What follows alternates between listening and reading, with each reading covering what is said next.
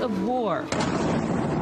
Air raid sirens and explosions filling the air as the months-long threat of war becomes reality. I made a decision to carry out a special military operation.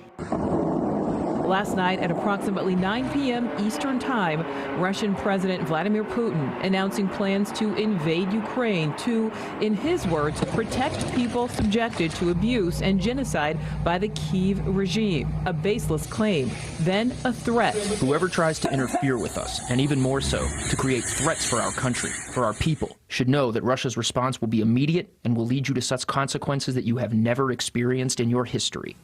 A clear threat to America and its allies, alluding to the possibility of nuclear war. Less than an hour later, the attack begins. Russian forces launching missile attacks near Kyiv and cities along the Russian border, plumes of gray smoke filling the sky as Ukraine is attacked from 3 sides. Russia claiming it hit more than 80 military bases, while also taking aim at surrounding cities and airports. Ukrainian President Volodymyr Zelensky responding to Russia's attack as condemnation from the West rolls in, along with international support. I talked to Biden, Johnson, Charles Michel, Duda, now Seda. We started putting together an anti-Putin coalition. I have already urged global leaders to slam Putin with all possible sanctions, offer large-scale defense support, and close the airspace over Ukraine for the aggressor.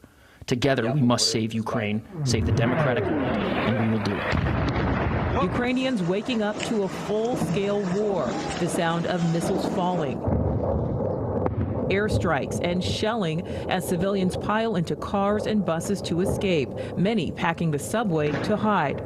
Dozens of Ukrainian soldiers already have been killed as Ukraine fights back, claiming to have shot down several Russian aircraft. Ukraine's might lying not so much in its military, but greater, it seems, in the country's support from the world.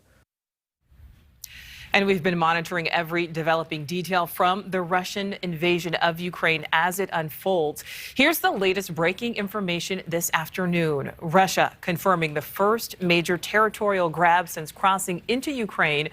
Russian troops taking control of the Chernobyl nuclear plant in northern Ukraine, the site of the world's worst nuclear disaster in history.